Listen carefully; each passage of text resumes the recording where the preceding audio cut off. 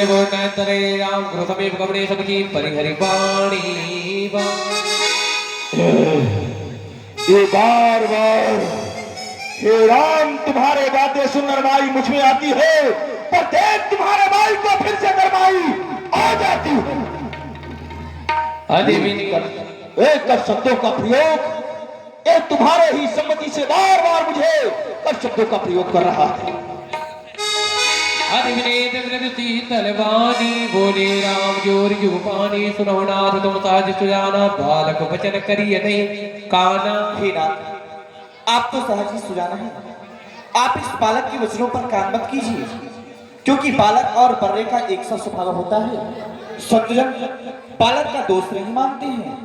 फिर हे ऋषिवर, इसने तो आपका कुछ भी नहीं बिगाड़ा है। आपका सच्चा अपराधी तो मैं हूं। कृपा को बंधन यह जो कुछ भी करना है यह सब आप हमारे ऊपर करें। स्वामी बच्चों की बातों को विद्वान ना बुरा मानते हैं। बच्चों का मुख तो गंगा है, उचित और उचित ना जानते हैं। विप्रो की नाई आप आते तो सह लेता यह लाते। वीरों जैसा वेश देखकर इसने की इतनी बातें। करता कारण कर्मों का हिनाथ उपाधि तो मैं हूँ। सर्वांश में हम निर्दोषी है, सच्चा अपराधी तो मैं हूँ। कावली राम जाहिर कैसे आजो अनुचित चित्त से। राम तुम तो कहते हो कि अपने क्रोध को शांत करो, लेकिन देख तुम्हारे भाई को कैसे मुझे टेढ़ी आंख से देख रहा है, जैसे इसके वंशज में कोई गाना रहा हो। देख तुम्हारे भाई को फिर करवाइया जाती है। इसलिए कहते हो कि अपराधी हूं, तो अपराधी के वास्ते है कुठार की। भाई नहाद बहिर की छाती भाग उठार फिर घाती।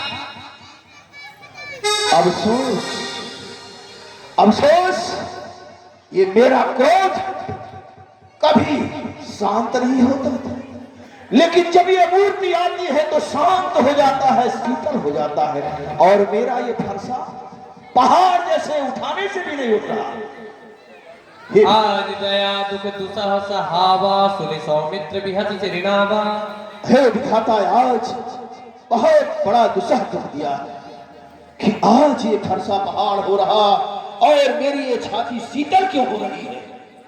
जो अनुकूला बोलत बचन झरत जन फूला। हे ऋषिराज, आपकी कृपा रूपी वायु आपके मूर्ति के अनुकूल ही है। जब आप बोलते हैं तो मानो फूल झड़ रहा हो। ऋषिराज, मेरे संबंध में तो पत्थर झड़ रहा हो। यदि कृपा करने से आपका हृदय जलता है तो क्रोध करने पर वह विधाता ही बचाता होगा। देखना समझना सावधान, मूर्ति बनकर न रह जाना हो इसी जगह पर मंदिर आपका बनवाना।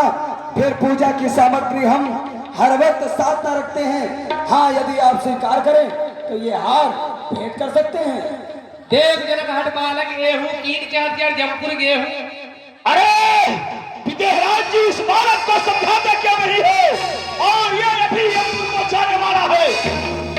देख करो कि ना खिरोटा देखा तो छोट खोट ने ढोटा। इसको मेरी आंखों से ओझल क्यों नहीं करते हो? ये तो भी काल के हवाले हो जाएगा।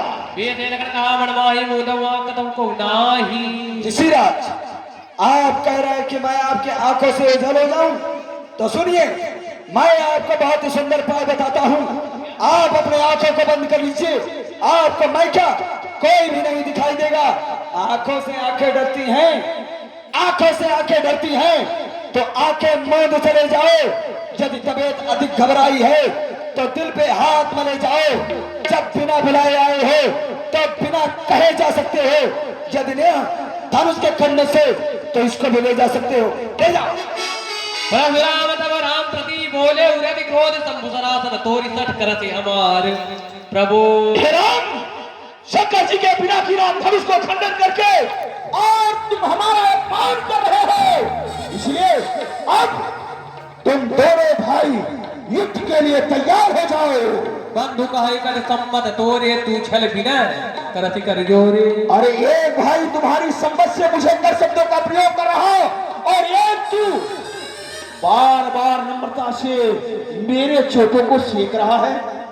नहीं, गुणहु लखन कर हम पर रोचो कतहु सुधाई तेरे जानी सब हस्तई काहू वक्र चक्र गुनाह तो लखन लाल का है, परंतु मुनिवर क्रोध मेरे ऊपर कर रहे हैं। सच है, कहीं सीधे रहने पर बड़ा दोष लगता है। टेढ़ा जान करके सभी उसकी वंदना एवं प्रार्थना किया करते हैं, क्योंकि उस टेढ़े चंद्रमा को राहु भी नहीं ग्रसता है। हे ऋषिराज, आपके हाथ में धनुष, बाण, कुठार देख करके इस बालक ने अपने वंश के प्रभाव से आपको कुछ कह डाला। वास्तव में इसमें इसका तनिक भी दोष नहीं है। और फिर हे ऋषिवर, स्वामी और सेवक में युद्ध कैसा है? हम तो हर प्रकार से आपसे हारे हुए हैं। आपके हाथ में कुठार है, मेरा यह जो मस्तक है यह आपके श्री चरणों में है। आपका क्रोध जिस भी प्रकार से जाए आप वही उपाय करें। हे विप्रवर, हम में तो मात्र एक गुण है, वह है धनुष, और आप में तो 9 गुण विद्यमान है। समदम तप शौच क्षमा सरलता ज्ञान विज्ञान आस्तिकता रजो तपस्वी संतुष्टा क्षमा शीलो जितेंद्रिया दाता दानी दयालुश्च ब्राह्मणो नवभिर्गुणा। हे विप्रदेवता, यह 9 गुण आपके सहज ही में विद्यमान है। हमारा कहा 2 अक्षर का नाम राम है, और आपका तो परसे के सहित 5 अक्षर का नाम परशुराम है। हम तो हर प्रकार से आपसे हारे हुए हैं।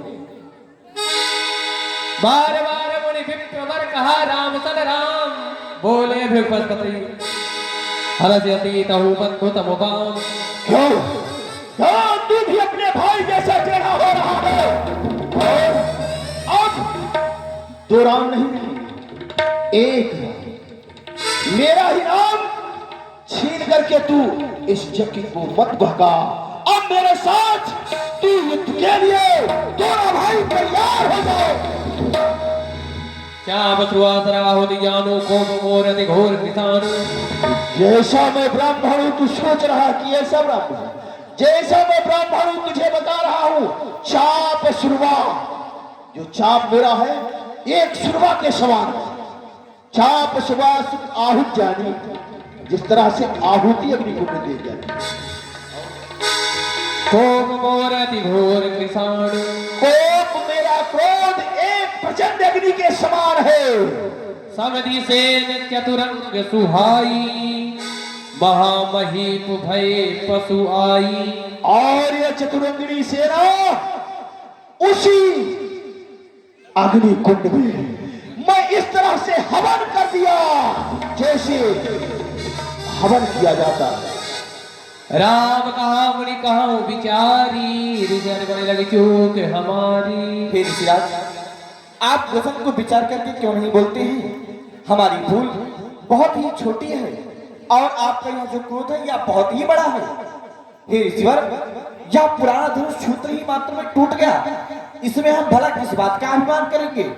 जो हम निद्रही विप्रवदी सत्य स्वरूप भृगुनाथ, तो अस्तो जग सुबटमहि भय बस नाम ही माथ। हे ऋषिराज, इस संसार में देवता दैत्य मनुष्य गंधर्व ऐसा कोई भी नहीं है जो हमें युद्ध के लिए ललकारे और हम उसके साथ युद्ध करने के लिए न जाएं।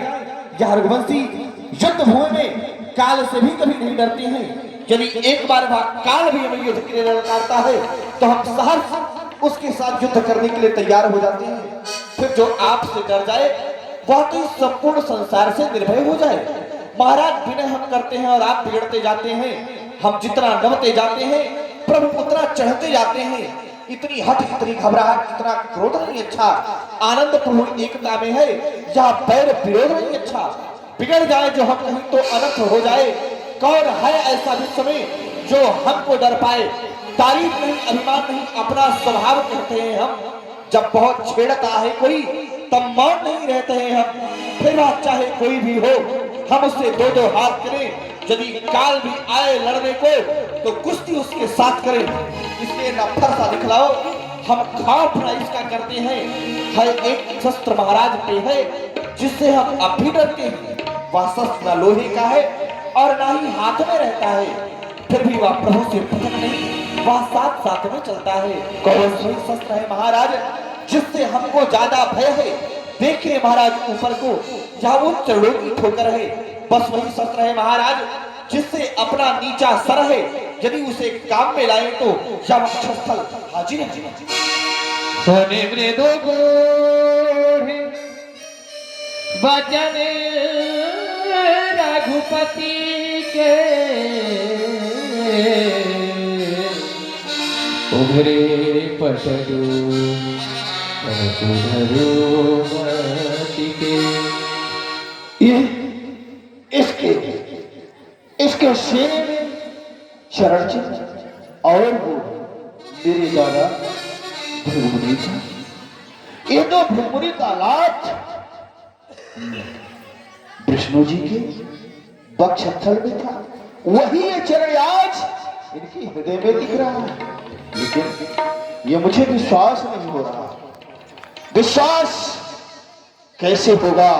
क्योंकि मेरे नाम मेरे पास होती हुई नारायणी नाम का धनुष। राम रमापति कर धन लेहु है चौमितई मोर देहु। ये नारायणी नाम का धनुष मेरे पास। भगवान ने कहा था कि इसकी प्रशंसा को अगर चढ़ा देगा तो समझ लेना कि मेरा अवतार हो चुका है, और अगर इसकी प्रशंसा को नहीं चढ़ाया तो फिर समझ लेना कि नहीं। इसलिए हे राम, इस धनुष की प्रशंसा को तुम चढ़ाओ, तब मुझे विश्वास, नहीं तो तुम दोनों भाई मेरे साथ युद्ध के लिए तैयार हो जाओ। देत जा बुआ पुही चली गए ऊपर सुराम मन विस्मय है। चार राम प्रभाव कब लगे प्रफुल्लित जात, गोरी पानी बोले वचन हृदय रघुकुल में सोते हमारे हो तुम मेरा तुम्हारी जय हो। रघुकुल में सोए समाज हो तुम है राम तुम्हारी जय हो। बिन जाने वाद विवाद हुआ, बिन जाने वाद विवाद हुआ, क्षमिएगा जो अपराध हुआ, क्षमिएगा जो अपराध हुआ। करुणा मेरी कृपा निधान हो तुम, करुणा मेरी कृपा निधान हो तुम, हे राम तुम्हारी जय हो। रघुकुल में सोए समाज हो तुम, हे राम तुम्हारी जय हो। असुरों के लिए विषाण हो तुम, हे लखन तुम्हारी जय हो। हे राम तुम्हारी जय हो। अनुचित बहुत कहे हो आजाता क्षमहु क्षमा, मंदिरे तो हे भगवान, अनजाने में मैं ना समझ आपको बहुत अचूक बातें कह दी, सो मुझे क्षमा करना भगवान, क्षमा करना भगवान। और ये फरसा भी अब हमारे पास नहीं, ये आपके पास जो कुंभकर्ण का बेटा कुंभ और निकुंभ, उसका इसी से वध होना है। इस फरसों की भी आप रखें।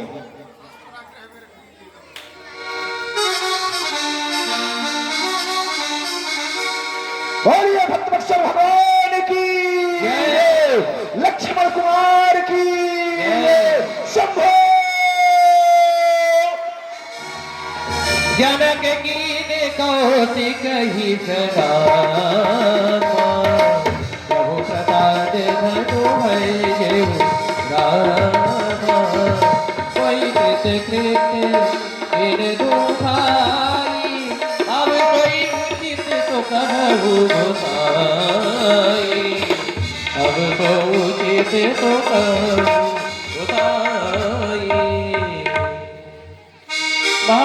विश्वामित्र जी के चरणों में विदेह राज का प्रणाम स्वीकार करो। हे कल्याण। भगवान, राजन, आपका सर्वदा मंगल हो। हे नाथ, आपका आगमन हमारे मिथिला में हुआ। आपके साथ में अवध के राज राजेंद्र चक्र चूड़ामणि महाराज दशरथ जी के ज्येष्ठ कुमार श्री राघवेंद्र राम, अनुज लक्ष्मण, दोनों भाई यहाँ पर पधारे। हमारा सौभाग्य है, इन दोनों भाइयों ने हमें कृत कर दिया है। हम बहुत बड़े आभारी हैं। प्रभु, प्रण जो हमने किया था श्री राघवेंद्र राम ने उसको पूरा किया। अब जो उचित हो, हमें क्या करना है, कैसे करना है, उसके विषय में आप हमें परामर्श अवश्य दें। कह मुनि सुन नर नाथ प्रवीणा, रहा विवाह चमाधीना। महाराजा धीराज विदेहराज जी, आपने प्रण किया था जो भगवान भोलेनाथ का प्रचंड पिनाक है, इसे दो खंडों में विभाजित जो करेगा, उसी के गले में हमारी पुत्री के द्वारा वरमाला पड़ेगा। आपका जो प्रण था वो चाप के अधीन था, वह प्रण पूर्ण हुआ आपका। सुर नर नाग विदित सब काहू। लेकिन आपके जो आपकी परंपरा है, जिस परंपरा को निभाते हुए आप आ रहे हैं, उसी के अनुसार आप विधवत विवाह करें।